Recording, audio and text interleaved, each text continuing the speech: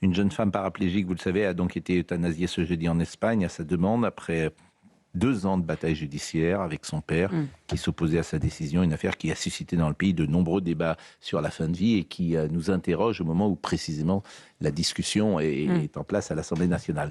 Alors tout le monde ne connaît peut-être pas les circonstances précises et la vie de cette jeune femme qui avait été violée dans un foyer, comme je le disais tout à l'heure. Voyez le sujet, et le sujet est signé Mathilde Ibanez. C'était il y a 5 jours. Noelia Castillo, âgée de 25 ans, accordait sa dernière interview à une chaîne espagnole. Il me reste 4 jours.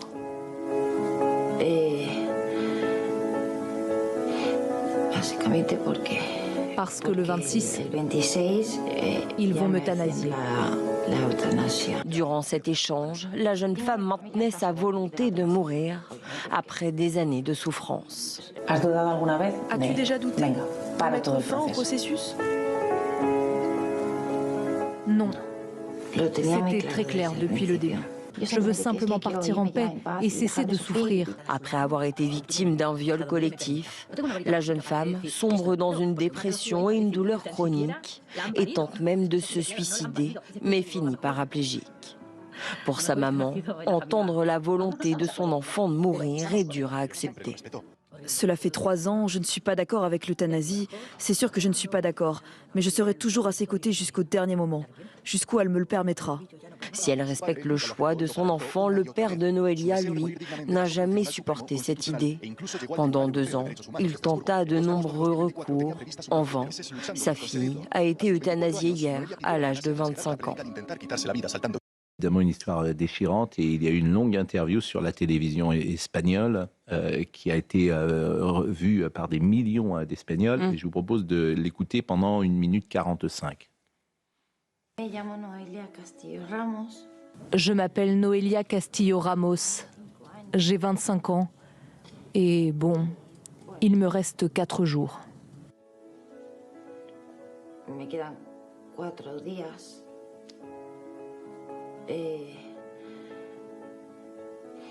Parce que le 26, ils vont m'euthanasier. Aucun membre de ma famille n'est en faveur de l'euthanasie, évidemment parce que je suis un pilier de la famille. Je m'en vais et vous restez ici avec toute la douleur que j'ai souffert pendant toutes ces années. Je veux simplement partir en paix et cesser de souffrir. Le bonheur d'un père ou d'une mère ou d'une sœur ne doit pas être supérieur au bonheur d'une fille ou à la vie d'une fille, peu importe qu'on se mette devant.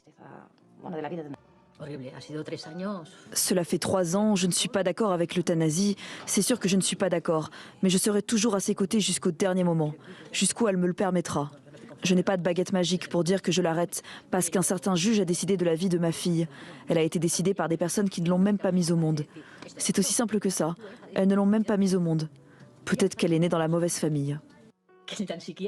Eugénie Bastier, je pense que comme beaucoup de gens, la seule question que je me pose lorsque je sors de ce témoignage, c'est même pas une question théorique.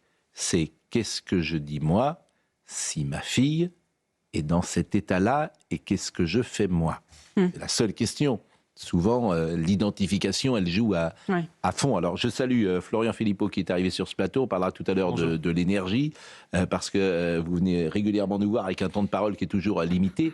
Mais voilà la question que je me pose. Peut-être que vous la posez au niveau anthropologique pour toute la société. Et c'est aussi une question qui... Je suis mère également et je pense que je me battrai pour que mon enfant ne recourt pas à cet ultime choix qui est absolument abominable. Enfin, et puis, en fait, on voit bien qu'offrir ce choix, c'est effectivement donner la tentation à certains d'en finir, qui ont souvent des souffrances psychologiques. Et dans tous les pays où l'euthanasie a été légalisée, on arrive à ce genre de cas de jeunes qui ont des problèmes psychologiques et qui veulent en recourir à l'euthanasie. Vous avez eu un cas en Belgique d'une femme qui a été traumatisée. Alors on est dans un autre cas, vous dites psychologique, elle est...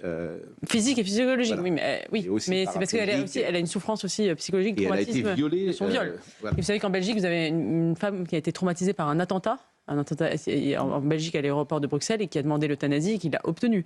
Il y a à peu près 1 ou 2 mois, il y a un jeune aussi qui était en état de souffrance, ce qu'on appelle un Covid long, de 22 ans qui a demandé l'euthanasie et qui l'a obtenue.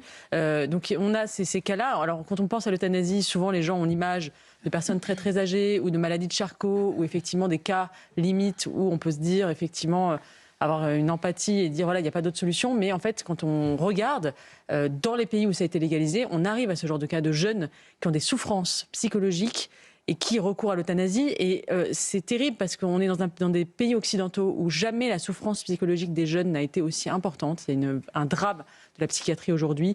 Des jeunes, les tentatives de suicide augmentent. Et qu'est-ce qu'on dit quand on légalise l'euthanasie à ces jeunes-là? On dit en fait, vous avez le droit.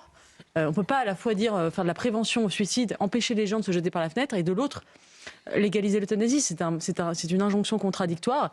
Et moi, je crains que c'est des conséquences terribles dans une société où, encore une fois, les jeunes sont en grande souffrance psychologique. Mais il faut avoir à l'esprit qu'en Belgique, le pays que cite Eugénie, l'euthanasie est même possible pour les mineurs depuis 2014, ce qui n'était pas le cas au début. Et on voit que c'est toujours la même tendance, toujours la même loi qui s'impose. À chaque fois que l'euthanasie devient légale, on ouvre une boîte de Pandore. Et les garde-fous qu'on présentait qu'on croyait éternels initialement ont vite fait céder les uns après les autres. Et on ne peut pas ne pas se poser la question de ce qui va devenir en France demain quand on voit cette affaire. Vous avez dit, Pascal Praud, Alexandre Devecchio, que quand vous voyez ces images, la première chose que vous vous demandez, c'est qu'est-ce que je ferais à sa place. Et c'est un peu le problème du débat sur l'euthanasie, c'est qu'à chaque fois, on prend des cas particuliers qui sont tragiques, déchirants, qui suscitent une empathie légitime. Mais je crois que justement, le rôle du politique est de s'extraire de cela et de ne pas légiférer pour un cas particulier, mais pour la société tout entière. Donc c'est la difficulté avec ce débat, parce que tout le monde se dit,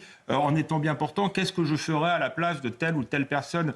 Mais au législateur, je pense, de ne pas justement ouvrir cette boîte de Pandore. Et vous imaginez les conséquences pour la famille, la mère, le père, ils se diront toute leur vie, on n'a pas réussi à empêcher ça. Donc je trouve que effectivement, c'est une loi qui peut apparaître comme une loi de liberté, mais je crois qu'il risque de fracturer la société et même les familles.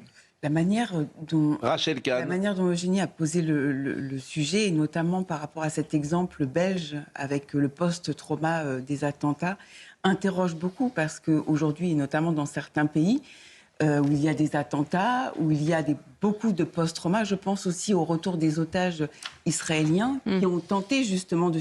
En fait, comment d'un côté on peut mener la guerre, continuer de se battre, continuer de relever un pays, et de l'autre côté être dans cette volonté d'en finir. Écoutez ce que disait hier Geoffroy Lejeune avec beaucoup d'émotion sur le plateau de l'heure des pros. Elle avait 25 ans, donc elle a été euthanasiée à 25 ans. Elle avait été victime d'un viol collectif il y a quelques années, et elle avait tenté de mettre fin à ses jours il y a quelques années également en sautant du 5e étage d'un immeuble, et elle était tétraplégique. Et c'est la raison pour laquelle elle a demandé l'euthanasie. Et en fait, il y a eu une bataille. Son père demandait notamment à ce qu'elle soit expertisée. Il disait qu'elle n'avait pas la lucidité, en gros, pour demander ça. Et il demandait à ce qu'elle soit expertisée, ce qui lui a été refusé. Il y a eu une bataille juridique au niveau européen. Une décision de justice de la Cour européenne a dit qu'elle pouvait se faire euthanasier. Donc elle est morte aujourd'hui. Moi, je suis désolé, mais enfin 25 ans en fait. Je trouve que c'est sordide. Je pense que si notre civilisation n'est pas capable d'apporter une réponse autre que celle-là à cette situation, c'est qu'on a tout perdu et que ça sert plus à rien de se battre. Chez nous, l'aide à mourir, on voit bien que c'est... Elle emploie le mot euthanasie. C'est du suicide assisté ou de l'euthanasie. Et moi, je ne comprends pas le médecin qui a procédé à l'injonction létale. Comment a-t-il pu faire ça? Il y a le médecin, mais il y a surtout... Moi, je ne comprends pas que ce soit un juge qui prenne cette décision-là. En fait, il devrait y avoir une zone grise.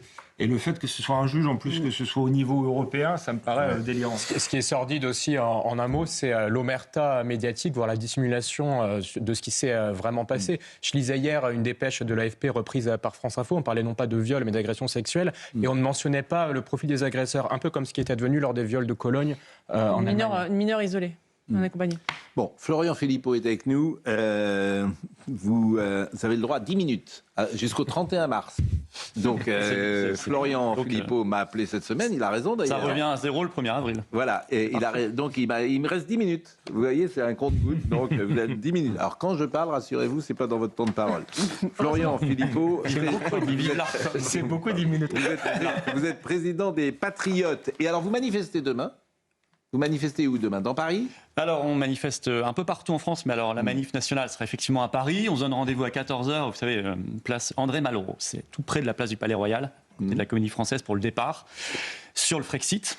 Et notamment sur un des grands sujets liés qui pourrait avantager notre reprise d'indépendance nationale grâce à la sortie de la France de l'Union européenne, c'est de régler la question énergétique, qui est devenue un enjeu extrêmement concret pour les Français depuis des années, mais particulièrement là depuis quelques semaines, avec la flambée des prix. Et il y a beaucoup de choses qu'on pourrait faire là tout de suite, c'est que le gouvernement ne fait pas, on peut y revenir, mais il y a aussi beaucoup de choses qu'on ne peut pas faire parce qu'on est entravé par notre appartenance à l'Union européenne. Voilà. Alors je suis un peu ennuyé parce que je suis plutôt d'accord avec vous puisqu'on le dit en permanence sur ce plateau. Donc la PPE. Donc, venez demain. Et la PPE n'est pas une bonne chose. Qui a été, on va investir dans l'industrie éolienne et c'est pas une bonne chose. Les éoliennes allemandes et les panneaux solaires chinois. Pour des mauvaises raisons. Que la Commission européenne va retarder, c'est quand même extraordinaire, la construction, si tant est qu'on les ait. Les EPR. 6 EPR. Oui. Il y a une décision de la Commission européenne cette semaine. Une enquête qui trouve qu'on a favorisé l'EDF par des aides publiques. En fait, souvenez-vous du grand projet, du grand programme électronucléaire de la France à partir de l'après-guerre et puis les années 60-70. On construit beaucoup de centrales, on le fait tout à fait en indépendance nationale, heureusement. Aujourd'hui, non. Aujourd'hui, on ouvre une enquête, ce qui nous fait déjà perdre du temps quoi qu'il arrive. Ce qui est certain, c'est que soit c'est refusé, ce qui serait un drame absolu. C'est un des plus grands chantiers, c'est 73 milliards d'euros d'investissement public, 6 centrales nucléaires EPR2. Soit c'est à minima accepté avec des contreparties, on le sait déjà. Parce que l'Autriche va porter plainte contre la France. L'Autriche étant le faux-nez de l'Allemagne, c'est l'Allemagne qui est derrière. Parce que, et ces gens qui nous parlent d'Europe, en fait, ils veulent notre malheur. C'est-à-dire que l'Allemagne a compris que grâce au nucléaire, on avait une électricité moins chère. Bien sûr. Et donc une industrie plus compétitive que l'industrie allemande qui carbure au gaz et au charbon, et aux éoliennes, ce qui est une stupidité. Et donc, ils font tout pour nous mettre des bâtons dans les roues. Donc c'est cette affaire qui est un scandale. C'est le fait qu'on soit dans le marché européen de l'électricité, ce qui fait que nous, Français, on produit notre électricité avec du gaz à seulement 2%. On ne produit pas notre électricité avec du gaz, seulement 2%. Pourtant, notre prix est en partie corrélé quand même au cours du gaz qui a explosé avec l'histoire du détroit d'Ormuz, tout ce qui se passe en ce moment. Bravo. Ça, c'est uniquement également pour être sur les standards allemands. Et puis, autre problème de notre appartenance à l'Union européenne, c'est qu'aujourd'hui, on ne peut pas lever les sanctions contre la Russie. Ce qu'ont fait les États-Unis, ce que vient de faire la Corée du Sud. C'est-à-dire que quand même, on a du gaz et du pétrole, meilleur marché qui nous tend les bras, là, qui est naturellement destiné pour venir nous approvisionner, ce qu'on faisait depuis longtemps. Eh bien non, parce que l'Union européenne a décidé qu'on était en guerre contre la Russie pour aller financer l'Ukraine. C'est l'État français aussi qui a décidé ça. Eugénie Bastier. C'est aussi nos gouvernements, c'est pas que l'Union européenne. Emmanuel Macron est sur cette ligne. Alors, Macron est sur cette ligne, vous avez raison. C'est aussi le gouvernement et l'État français qui oui, mais c'est une... Mais le décisionnaire... Non, mais le décisionnaire, c'est l'Europe. Et on voit que quand le décisionnaire, ça n'est plus nous, on peut se voir soumis les choses. Par exemple, nos paysans se sont vus soumettre le traité Mercosur, alors même que la France a voté contre, alors même que l'Assemblée nationale a voté contre, alors même que tous les Français étaient contre, tous les syndicats agricoles. Eh bien, voilà ce que c'est que de perdre sa souveraineté. Écoutez, c'est très concret. Je ne sais pas si vous avez raison, mais c'est ce que je dis. Manifestement, quand même. Donc, où on se trompe tous les deux, ce qui est possible, mais je ne peux que... Un autre point. Qu'entendre ce que vous dites, puisque nous le disons, les exemples sont frappants, c'est invraisemblable. Le marché de l'électricité, je vous assure, c'est invraisemblable. C'est un scandale épouvantable. Oui, c'est un scandale. Même les experts le disent. Mais oui, tout le monde l'a dit. Mais même Bruno Le Maire, quand il était ministre de l'économie, avait dit en 2021, c'est aberrant, etc. Oui, mais l'Allemagne ne veut pas qu'on en sorte, puisqu'elle a intérêt à cela pour diminuer la compétitivité de notre économie et de notre industrie. Alors, la question, vous dites, beaucoup le pensent, c'est vrai. Mais qui le propose dans la vie politique française ? Qui propose cette reprise d'indépendance ? Marine Le Pen. Non, Marine Le Pen, non. Si elle est sur ce thème-là, sur les PPE, elle est montée non, Marine Le Pen, elle est sur la dénonciation des conséquences, elle ne va jamais aux causes. Les causes, elle ne va plus en tout cas aux causes. Sur la PPE, elle est sur cette ligne-là. Absolument pas. Ah, si. La PPE, elle a dit d'abord, vous savez quoi ? Elle a même proposé la censure.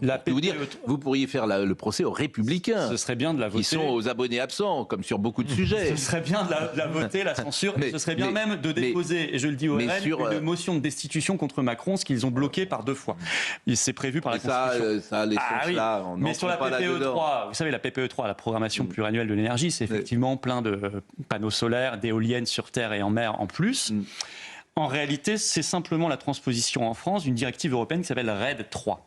cette directive. On avait jusqu'au 31 mars pour la transposer. Ce que le gouvernement Lecornu a fait via un décret PPE 3. Quand j'avais annoncé que ça se ferait par décret, que ce serait... Et Marine Le Pen l'avait dit aussi. Non. Bah, si. J'avais eu un tweet que vous retrouverez, qui est toujours en ligne, de Jean-Philippe Tanguy, leur député, qui avait dit « Philippot ment, il n'y aura pas de décret, ce sera une loi, on a tout bloqué ». Et il ne parle jamais de l'origine européenne. Voilà. Marine Le Pen avait dit ils veulent le passer en décret. En fait, ils sont... me retrouve à... Oui. Je pense que on peut pas là, je ne vais pas arranger mes affaires. Vous êtes l'avocat d'une situation qui n'est pas la même que ce que nous proposons. Nous proposons, nous, une reprise d'indépendance qui est la seule possible. Le Brexit, ça fait peur après le Brexit. Vous voyez bien que le Royaume-Uni a repris son indépendance. Résultat, l'immigration a explosé. Non, elle est devenue inférieure à la France depuis l'an dernier. Mais avant, elle a explosé de façon considérable. Oui, mais... Donc est-ce que divisé par 2 l'an dernier et de nouveau divisé par 2 cette année. Est-ce que vous n'avez pas peur que le mot Frexit effraie les gens après la... Elle a raison. Le problème, non mais elle a raison. Le problème, c'est pas l'Europe, c'est ce qu'ils en ont fait. C'est ça où on n'est pas d'accord. C'est-à-dire que l'Europe, c'est une belle idée. Et que nous travaillons tous ensemble, c'est encore une belle idée. Mais il ne faut pas que ce soit repris par des petits hommes gris. Non, ça c'est un peu facile. C'est tout. Mais non, c'est pas facile. C'est-à-dire que c'est pas en soi le système, le système avec l'Europe des nations, évidemment qu'il y a un intérêt. C'est ça. Tout est écrit dans les traités depuis l'origine. Mais pas depuis l'origine. Mais écoutez, personne n'a écouté les pères fondateurs, Jean Monnet, Robert Schuman. Ils disaient. Ça, c'est la position de Philippe de Villiers. Laissez-moi parler. Philippe de Villiers a parfaitement raison là-dessus, il est donc logiquement pour le Frexit. Il disait, contrairement au RN, encore une fois, qu'il n'est pas du tout pour le Frexit, qu'il n'y est plus du tout. Parce que sortir du... il nous a été dit depuis le début qu'il fallait détruire les États-nations. C'était dans le projet, qu'il fallait passer à la majorité qualifiée. On en voit le résultat, parce qu'on parle de l'énergie. Par exemple, on devrait baisser les taxes immédiatement. Et nous proposons aux Patriotes un plan d'action en 8 points d'urgence énergétique, dont la baisse des taxes ou le blocage des prix, comme ils l'ont fait en Hongrie, en Croatie. Ça, c'est encore possible, même en dehors, même l'Union européenne ne nous bloque pas totalement. Elle nous bloque en revanche sur la baisse de la TVA, sur le carburant. On n'a pas le droit, il y a une directive européenne 2006/112 qui interdit de la baisser en dessous de 15%. Or, le RN vous dit on va le baisser à 5,5%. Ils ne peuvent pas. Parce qu'ils restent dans l'Union européenne. Vous voyez, de toute façon, il y a plein de problèmes. Oui, mais alors Florian Philippot, je vais vous dire. C'est l'agriculture, c'est l'immigration. À la fois, vous avez raison, c'est la santé. C'est l'industrie, c'est notre liberté d'expression avec le règlement DSA de censure. L'Union européenne nous pose des problèmes à plein de niveaux. Donc soit on reste là-dedans et on crève, soit on en sort. On est un pays indépendant, ce qu'on a été pendant des siècles, et comme le sont aujourd'hui l'essentiel des nations du monde quand même, qui battent monnaie, qui ont des frontières nationales, qui gèrent leur budget, qui gèrent leurs lois. Et ça n'a rien d'extraordinaire, ça ne devrait pas faire peur. Ça fait peur à cause des fausses oppositions qui n'osent pas endosser le programme. À cause de LFI, RN, Reconquête, qui n'osent pas parler de Frexit. Vous avez raison sur le constat, pas sur la solution, parce que ça ne se fera pas en fait. Ça ne sert à rien. On ne va pas sortir. Qu'est-ce que vous en savez? Parce que ça ne sera pas. Mais les mêmes qui disaient qu'il n'y aura jamais de Brexit 3 mois avant, eh bien, ils se sont pris l'histoire dans le... Les Français ne veulent pas de ça. Alors si ça ne se fait pas... Il faut trouver en revanche des solutions. Non, mais si ça ne se fait pas, Monsieur Pro, il n'y a pas de solution. On crèvera. Et vous pourrez pleurer ici tous les matins ou le soir sur la France disparue, parce qu'elle est en train de disparaître. Quand même, j'espère que tout le monde en est conscient, que notre pays a son pronostic vital extrêmement engagé. Un pays qui n'a pas sa souveraineté ne peut que disparaître à la fin. C'est mécanique, c'est normal. Donc moi, je pense qu'il y a une solution. Le Royaume-Uni est en train de disparaître aussi. Je peux vous dire que l'état du Royaume-Uni en termes de communautarisme... C'est pas lié au Brexit. Le Royaume-Uni a repris son indépendance. D'accord, mais le Brexit n'a pas sauvé le Royaume-Uni. Non, c'est une condition juste nécessaire, mais c'est pas suffisant. Bon, Alexandre Devecchio. Le Royaume-Uni, c'est un Farage. Moi, je suis intellectuellement favorable au Frexit, même à la sortie de l'euro, donc je le dis, mais on peut être intellectuellement favorable à quelque chose, et politiquement, c'est pas jouable dans l'opinion. Et d'ailleurs, Marine Le Pen, je pense que c'est le constat qu'elle a fait. Vous étiez à ses côtés, vous défendiez un programme de sortie de l'Europe et de l'euro, et elle a compris qu'il n'y avait pas une majorité des Français. Donc elle trahira si elle arrive au pouvoir. Non, parce qu'elle peut le faire par étapes. On peut déjà sortir du marché européen, de l'électricité. Non, vous ne pouvez pas sortir du marché européen. On ne peut pas sortir de Schengen, on ne peut pas sortir de l'euro, on ne peut pas sortir du marché européen. On ne peut pas sortir des traités Mercosur. Vous savez que von der Leyen a signé un accord avec l'Australie, là. Non, mais moi, agricole cette semaine. Vous ne pouvez pas en sortir si vous restez dans l'Union européenne. Parce que ce n'est pas au supermarché où vous prenez un produit et pas l'autre dans le caddie. Vous prenez tout ou vous sortez. Il n'y a pas d'entre-deux. Vous voyez bien que Viktor Orban, par exemple, arrive à faire des choses. Giorgia Meloni arrive à faire des choses à l'intérieur de l'Europe. C'est pas un bon exemple. Orban parle de plus en plus d'en sortir parce qu'il s'est rendu compte de la limite de sa méthode. Bon, il est sous sanction, il est sous amende. On doit payer Zelensky alors que Zelensky le menace de mort et on lui intime l'ordre de continuer à payer Zelensky, de mettre des milliards. Orban est en train de comprendre que la seule solution, ça va être de sortir. L'Union européenne a tellement peur de cela qu'elle est en train de truquer les élections législatives hongroises du 12 avril. Tout à fait, de faire une ingérence. Orban l'a dénoncé hier. Alors non. Il y a une ingérence épouvantable. Ce que dit Orban n'est pas parole d'évangile non plus. Je vérifierai à quel... vous avez un truc très simple, c'est que l'Union européenne a demandé aux réseaux sociaux, règlement européen DSA, de s'ingérer dans l'élection hongroise et de surveiller que les contenus de M. Orban, c'est vrai ce que je dis. Oui, ça c'est vrai. C'est pas tout à fait pareil que ce que vous disiez avant. Quand la Commission européenne demande à des réseaux sociaux de désamplifier... Florian Philippot. C'est un trucage. Oui, d'accord, mais c'est fini. Voilà. 9h52, les 10 minutes. C'est fini pour l'Union européenne bientôt. Les 10 minutes. Alors venez tous à la manif. 14h, place André Malraux à Paris, ce samedi 28 mars. Et j'espère vous y voir tous, puisque vous avez l'air partisans du Frexit sur le plateau. Exact. Voilà, je vais sûrement aller dans une manifestation avec vous. Voilà, ça va arranger mes affaires. Bon, un jour, manifestement. Vous y seriez le bienvenu. Mais non, mais sûrement. Mais on finira dans, vous savez, place Pierre Larocque. Mais bon, on vous y croisera. En tout cas, il est 9h53 et on est un peu en retard avec l'excellent, le toujours excellent, le remarquable, exceptionnel Thomas Hill. Non, faites pas trop. Bonjour Pascal. Qui disait l'autre jour que les gens ne le connaissent qu'avec ce passage d'antenne. Non, pas que. Vous voyez, c'est un peu comme un faux appartement. C'est parfois un appartement témoin. En fait, il n'y a pas d'émission derrière. Il y a juste un passage d'antenne.